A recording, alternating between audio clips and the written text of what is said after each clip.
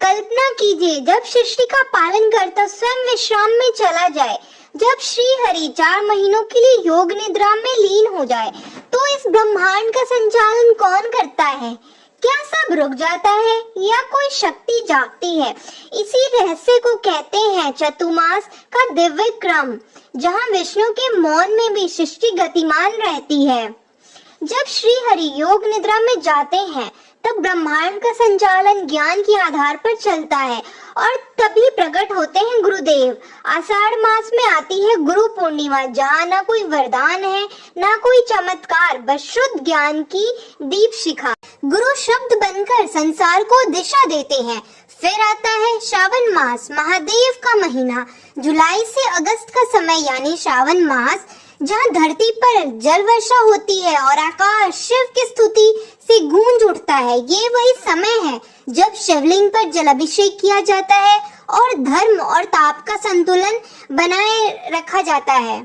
शिव को जल अर्पित करता है, उसके समस्त दोष जल में बह जाते हैं।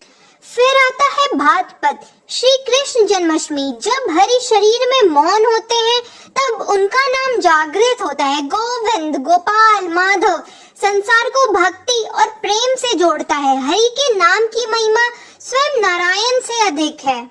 और फिर आता है गणेश चतुर्थी, भगवान गणपति जिनका स्मरण करके हर कार्य प्रारंभ होता है, वहाँ विघ्न टिक ही नहीं सकता।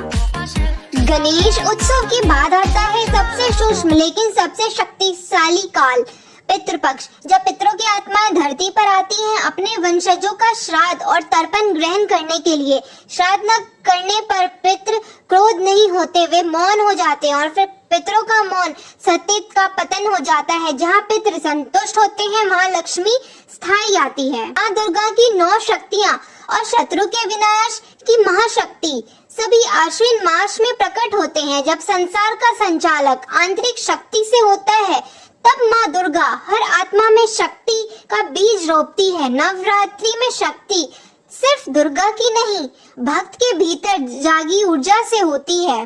फिर आता है शरद पूर्णिमा, शरद की ठंडी रात, पूर्णिमा की चंद्रप्रभा और स्वर्ण वर्षा करती देवी लक्ष्मी। जो इस रात्रि जागरण करता है वो अगले 12 महीने वैभव में रहता है।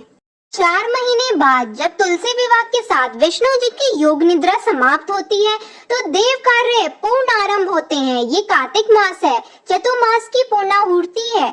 जब भगवान विष्णु मौन होते हैं तब सृष्टि मौन नहीं होता, तब 7 शक्तियां धरती का भार संभालती हैं। गुरुदेव ज्ञान देते हैं, महादेव संतुलन बनाए रखते हैं, श्री कृष्ण नाम बनाए रखते हैं, गणेश रक्षण करते हैं, पितृदेव आशीर्वाद देते हैं, माँ दुर्गा शक्ति प्रदान करती है, माँ लक्ष्मी वैभव देती है। ये है चतुर्मास का रहस्य, जहाँ मौन में भी ऊर्जा प्रभावित रहती है।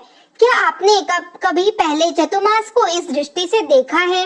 अब की बार से व्रत नहीं, इन 7 शक्तियों को मन से साधने का प्रयास करें।